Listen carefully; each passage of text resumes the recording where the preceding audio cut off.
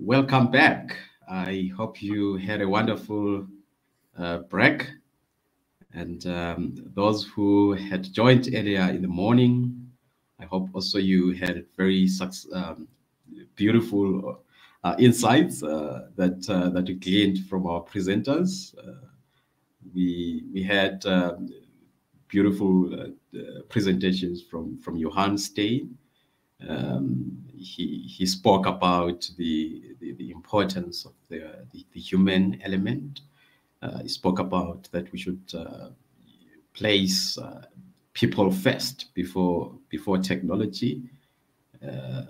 He spoke about many things on how we should first prepare, ourselves, our organizations, before we just jump into implementing these technologies. And Jeanette also spoke about fairness, inclusivity, or the element of working together and avoiding all the biases that often are inherent in these algorithms or in ourselves. And we ensure that these technologies not only benefit our corporates, but the society at large. So welcome back. Our next presentation is going to look at the practical application of this technology, AI, in the retail environment. And Tommi Loeffler, Tommi, you'll have to forgive me there. That was good. That was good. is a specialist and trusted advisor for GK AIR. He's also known as Mr. Personalization. He's an AI evangelist, a trusted advisor for the personalization solutions from GK AIR, working with retailers around the world. Tommi, welcome. Thank you. How is Germany today? Oh, I have to be honest. I'm currently in a beautiful country, in a beautiful region called South Africa. I'm in Cape Town right now. So, that's awesome. Thanks to you. Yeah, it's really beautiful over here. So Germany is a bit hotter because we're getting into summer, you're getting into winter, but it's still beautiful here. Oh, that's great. That's great. Yeah, I want to ask you this before I hand over to you. Yeah. How did you become Mr. Personalization? Sounds like a very interesting nickname. Yeah. So how did you become that? So I have to be honest on that. Mr. Personalization is a LinkedIn avatar, and we started with the lady first. It's called Mrs. Pricing.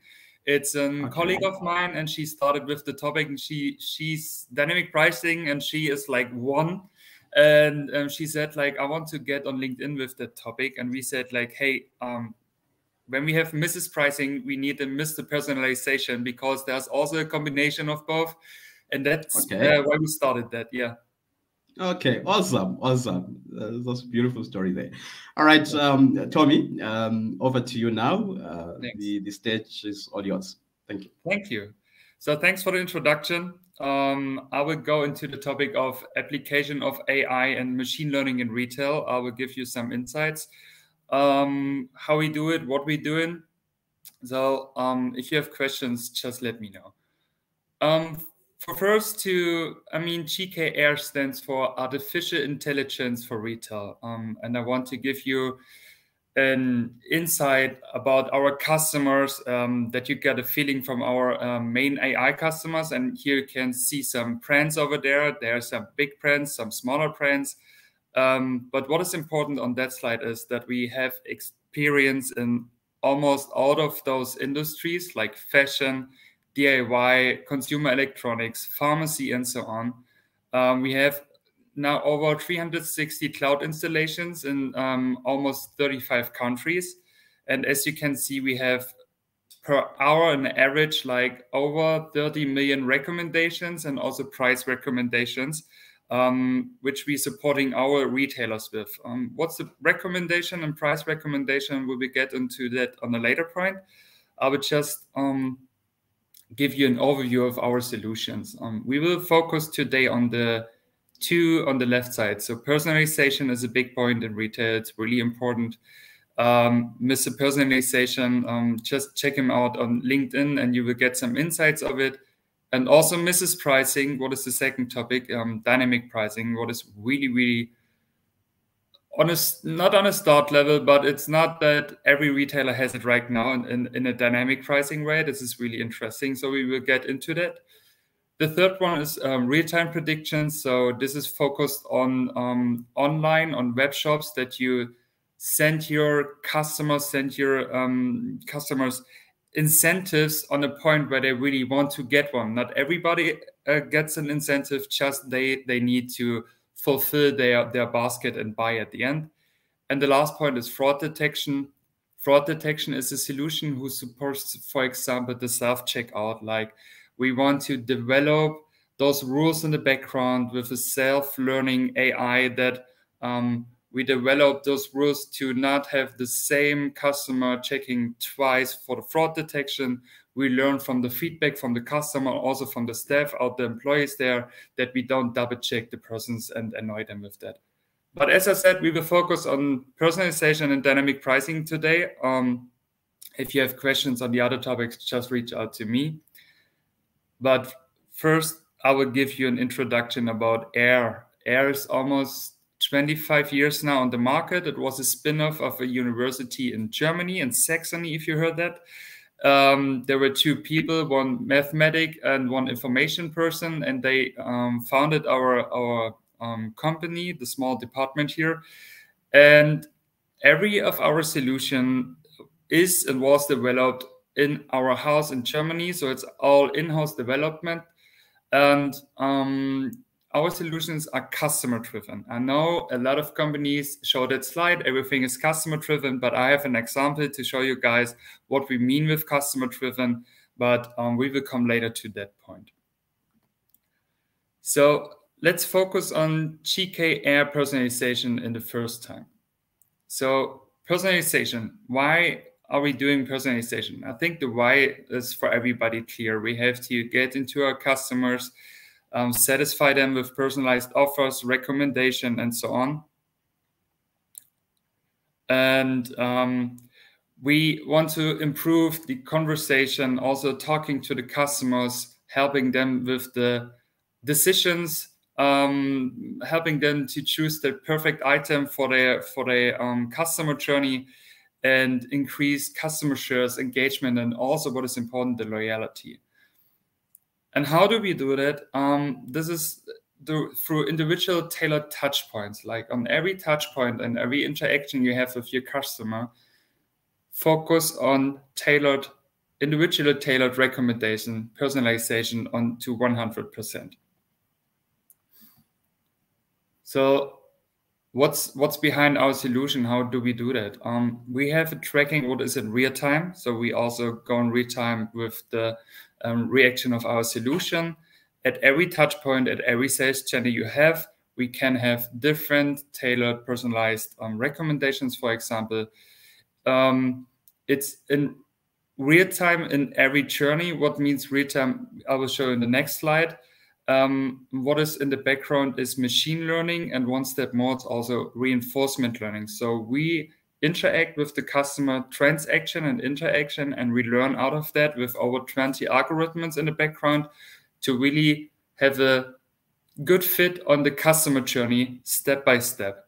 And you can even go one step further and say, hey, I want to focus on those KPIs to support your personalization strategy as you want to via our web interface.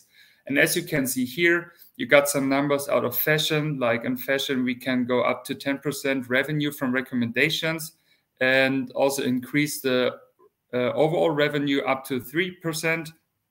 And in grocery, we had like 20% more orders then, and also 3 percentage point more A customer share. So we can really also focus on the A customers you have done.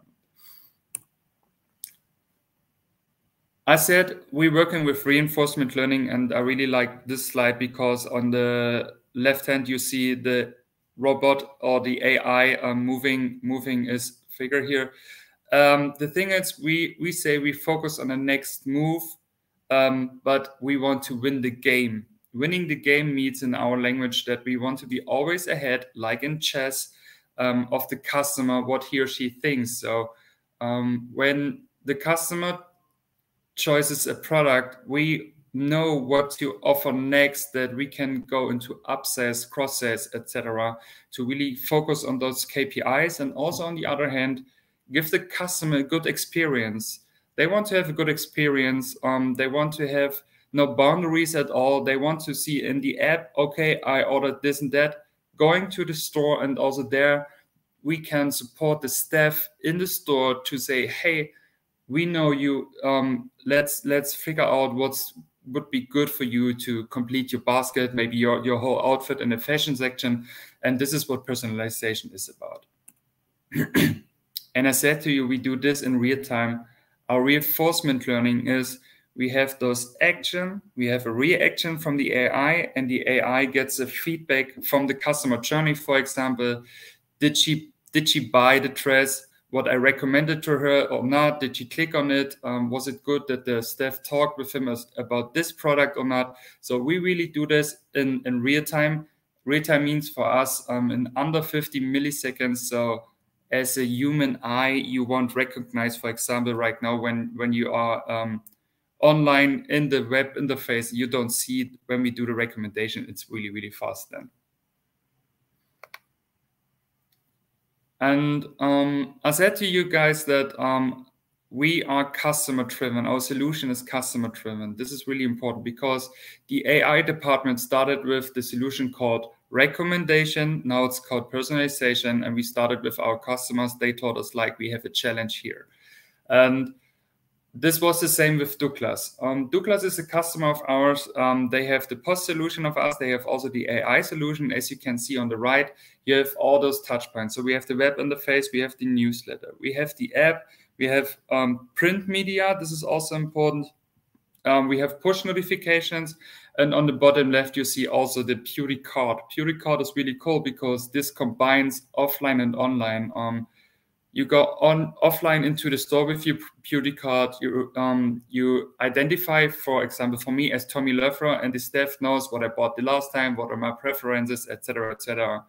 Then you can complete your profile, what you like, what you don't like, what is your hair type, what is your skin type, what do you need, oily products or not. Everything you can put in the app or on the web interface. And Douglas came to us and said, like, hey, personalization works fine, works really fine. But we have, like, our products, most of them, they have, for example, a perfume. We know when it's empty, like the average time when the perfume or body lotion gets empty. And we want to give our customers a recommendation on a really single way to say, on a simple way, not single, on a simple way to say, hey, your body lotions may be empty. And with a push notification, you can just order a new one. This is called replenishment case. And we just figured it out in the beginning of this year together with class. And it's working really, really good. And in the combination with all those touch points you can see here. And also, as you can see, they have a lot of items. This was a big challenge. They have a lot of items online and offline. We have in Germany, it's called GDPR. I think in Africa, it's POPE. I'm not sure, but POPE.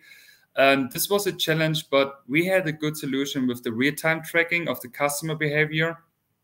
As I said, on every sales channel, what Douglas had for personalization, we supported the customer journey with individual push notifications via the app, as I just said, for the replenishment case, for example. And also, Douglas is able to control the strategy with our solution. And as you can see, they have really, really good results in the newsletter and in the web shop and also in the store then. And I brought another one, Coop. Coop is in the grocery industry.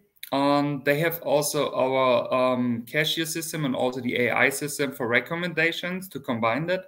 And they wanted to create a kind of bounce back for the customers. So we created a use case called smart couponing. Internally, we say I-couponing, so individual couponing. And as you can see on the right, there's some different coupons you will get after you finished your buying journey. Then you get a newsletter, and let's say, hey, Tommy, for the next time you will get discount on these, and these products. And those recommendations of products come out from our AI because we know what I love to shop and what is good for me to have next discount on it. Coop has on every item the same discount. This is really important to say. They decided to go with every time on the couponing with 20%, but you can go one step further if you want to. You can combine it with dynamic pricing, that you say, hey, I know what you want to buy next, and I also can give you a individual discount on that. So that's why I hand over to the next topic. It's called dynamic pricing. We will go through those topic and then also think about the combination of both. So how does it work in the background? Like, we work with a price elasticity. That means we focus, like, when we change the price, how does the demand of the customers change then? What is important here to say, we don't do at the focus personalized pricing. We go with the demand of the store or the region or online, offline. So you can have different business units on that. And with those price elasticity, for each item, you can have sales optimal prices and also profit optimal prices. And these price elasticity, you can use to go also one step further to have the cross price elasticity across the whole assortment. What does that mean? Like, for example, when you go and want to bake something for your friends because they will visit over to you, you go into a retailer and say, hey, I will buy strawberries. Then you also will buy whipped cream and also the base of the cake. So you have 3 items for one result at the end. And with cross-price elasticity, the retailers can also saying like, I will give a discount on strawberries, and then you can see what happens with the whipped cream and also with the base of the cake. You can go there with the price changes and focus on your KPIs, for example, sales, more profit, more margin, and also the frequency. And yeah, how does it work? On the left hand, you see the database. So as in personalization, all the information from your different sales channels, they give us information for our AI, and we use that database and hand it over to the blue bubble over here, what is for our AI. Then we need, of course, your product master data. If you don't have any product information, we can't say this is good or this is bad or even calculate something. So as I said, the AI derives a price elasticity for each of your items and also gives or models a sales forecast for each of those items to really understand how's the traffic on the item, how's the demand on that item, can I go up with the price, shall I go down with the price, shall I stay with the price, or what. But what is the most important thing is your business strategy, because you know your customers best, and the AI is just there to support, to help you in your strategy and to support you with things that you usually would do in Excel, for example, and the AI can do it really fast and in a dynamic way. So here you go with your business strategies to say like, focus on those KPIs, or don't do it every day. Please just do it price calculation every week and so on. And then in the end, you get optimized prices, and then you can decide where to put those prices in. So the dynamic pricing solution don't pushes the prices directly out to the store. It's in your hand at the end still. So you have that safety also on your side. What is really important for me to say, the AI solution dynamic pricing supports you on the whole product lifecycle stage. So for example, you have your own brand, you have a new product, and you don't know how much you should offer on that price for the new item. So you can go with initial pricing, and it compares the new product with your other products and give you a price recommendation for the initial price for the new item. Then you go in with regular pricing. Regular pricing means put in your items you want to have a dynamic pricing calculation on, and optimize sales, the revenue, and the margin, or all three at once. And this is really to help to get the new prices into the stores, into the web shop, for example, and get those margin, for example, get the most of the KPIs you want to really have on 100%.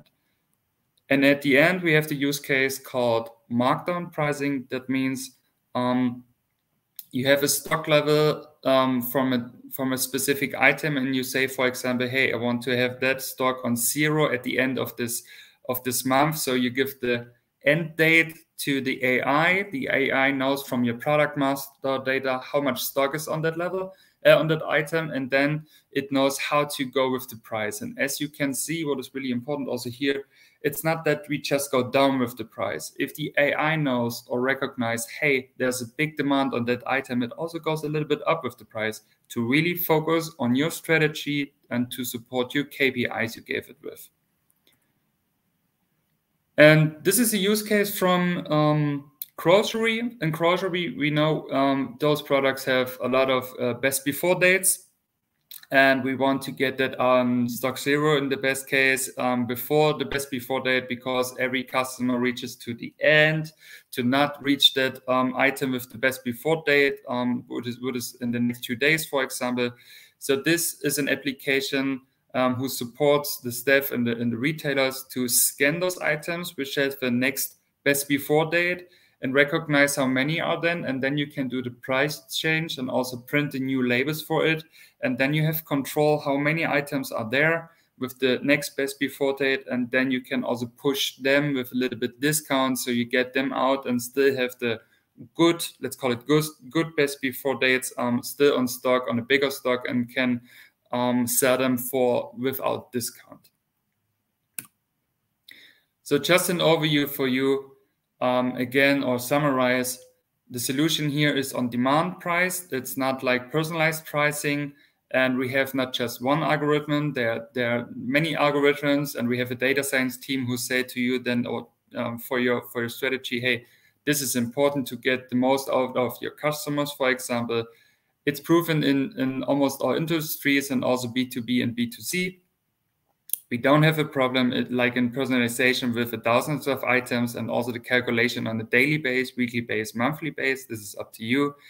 And you will be competitive because you will be one step ahead of your competition, because it's a reason, that's why we call it dynamic pricing. You really can go with crawling, see what your competitor does, and push your strategy so you're your competition one step ahead. And I also brought 2 success stories with me in here. The one is from pharmacy. I can show you that. It's called Sunnycare. The customer is called Sunnycare, and they have over 650,000 OTC items, and they do daily computation with this amount.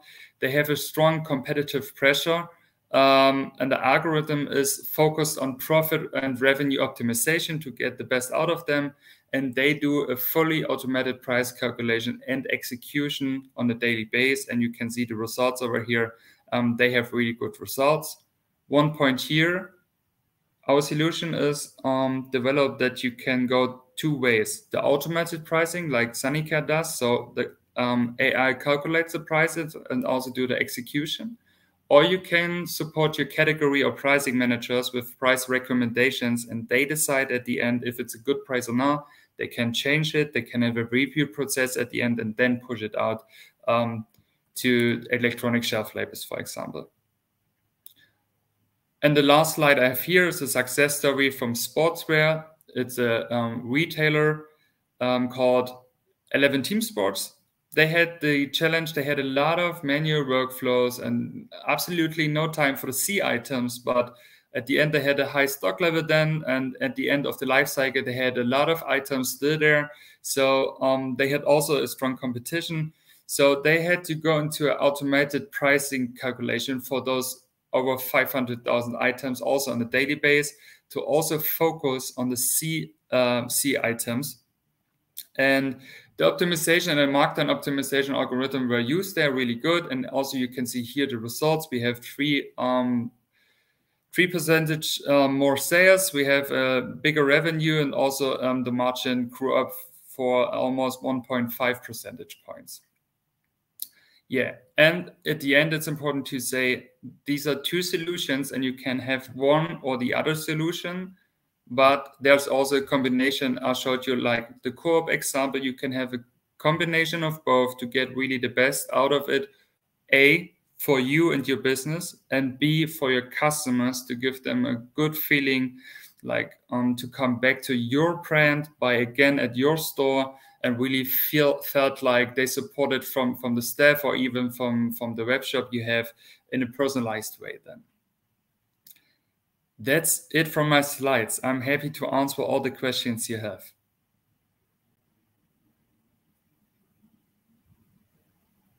Thank you so much, Tommi. You're welcome. Now I understand why you are Mr. Personalization. Thank you. That's too much. I fully understand now. I think it's very important, now, especially with the growth of e-commerce, yeah, and the growing competitive landscape. I think it's very important that customers be offered those tailored solutions. I'll just take a few questions before maybe I challenge you on one or two things there. Yes, there's a question here from Excel. He says, could you provide some more technical information on how you use reinforcement learning in real time? So the reinforcement learning in real time needs, of course, some information. So what we have already is, as I said, like in dynamic pricing, is that we have the information about those customer product informations. And what we need then to have it in real time is the transaction data. For example, in webshop would be click or basket tracking, wish list tracking, so on. And offline, you have the transaction, for example, at the end of the day, with all the transactions you have on the POS system, you can push that into the AI, or you can also do it like twice or 3 times a day. So offline, you really learn from that what also happens online, but the AI give those recommendations in the real time. Like I click on a product, or I click on a digital design, or in the app, for example, I click on it, and you will get the recommendations based on that, what we know about this person in real time. I hope that answers the question. If we want to have a deep dive on that, but I think we don't have that time right here, just reach out to me. I'm happy to support there. Awesome. Thank you for that, Tommi. Another question here. Do you offer AI integration modules for IoT platforms and startups to make use of your amazing technology? Thanks for the amazing technology. We have to, this is complex to answer with a yes or with a no to 100%, because the challenge is here that for startups, often they don't have enough traffic that the AI can really learn fast to get you a good ROI at the end also. I mean, this is important for the business. If you don't have that much traffic, or if you just have, now I say like 100 items, like with 100 items, you don't need a recommendation and the AI at the background, because such solutions are focused on a lot of items and also a lot of traffic, because most of the companies can't handle that information anymore, and it supports them. So we have to go into a deeper talk to what is the goal, how's the current situation on it, and then I can give you a yes or no on that question to 100%. Awesome. Okay, maybe I should take this one as the last question. Do you think AI application in retail is made easy because the availability of data on customer behavior is already available, and the retail business have the business need for using AI? Do you think application? I think so, yes. It will get more easier and easier to combine it with the retail, because most of the companies have a lot of information about products and customers and so on, and they just have to use it. But we say garbage in, garbage out. So if you have not so good information or not so good data, you have to really get that on a level that the AI can use it then, and it will be easier to really integrate an AI for the retail at the end. Okay. Thank you for that, Tommy. Maybe do you work with any clients that outside the retail space, like financial services? I think someone is asking about that, or you specifically work with retailers? Oh, that's a good question, because our when we were a startup, we started with financial things. So it was called Prudential Systems, our department in the first steps. So right now, I think we have maximum one customer in it. But the important thing here to say is I always showed that we not just focus on retail, we also have B2B customers in manufacturing and so on. So there's no boundaries. And as I said, we just have to look at your strategy. What is your goal? And then I give you a feedback if and how our solution can support you. I mean, we want to be honest. There are some cases we can't. The solution is not made for that. But we can think outside the box. And I think this is really important. Awesome. Thank you for that. The question that I was having also from my end is, as you offer these personalized solutions to your clients, there's the privacy policy issues. I know that you touched on GDPR and POBA. But you find that maybe the client is or the potential client doesn't really, you don't have access to their information somehow. How do you go about personalizing your solutions? Do you somehow create some synthetic data that is I don't know, maybe based on clients that probably similar to that? How do you go about it? Or does it mean that the client now will just disappear? You cannot assist them because I mean, this is a question for FAQ. This is really important questions, and so for example, I'm thinking about a use case in a web shop. When a customer goes into the web shop, our client has to ask their clients, can we personalize, yes or no? And if their customer says no, I don't want to do that, there's still some opportunities to give them recommendations. As I said, we have over 25 different configurations we can take. It's called, for example, product to product. That means the person clicks on a product and we know what's the best product to recommend. This is nothing to do with personalization at the end. So we are allowed to do that based on what we know about the product master data. What we are not allowed to do a personalized way, but we are allowed to do product to product, product to category, for example. And the thing is, we can still learn from his or her behavior, like from the tracking information, because we don't know who did it. So this is not the information we just get. We just get the information, hey, this product works with this, or this category with this, and so on. And we learn for the whole group of customers. So this is called also top seller. We know what the top seller of a specific area, for example, is, and we can recommend in the first step all the top sellers. Top sellers for us is when you think about those sliders beneath a product, you have some slider with recommendations in it, and there can be some which are personalized. And if you can be personalized, you go with top sellers as a fallback, or you go with product by product, and so on. So there are multiple ways to also have there an upsell or cross-sell recommendations. Okay, awesome. Thank you for that, Tommi. I have a number of questions, but I think because of time now, we'll need to proceed to the next session. Thank you so much, Mr. Personalization. We really appreciate. Thank you. Thanks, awesome. Our next presentation ties very well with this presentation that we just had. We're going to look at the case study of Take-A-Lot. how they're using machine learning within their environment. So we will see you in just a minute. Thank you.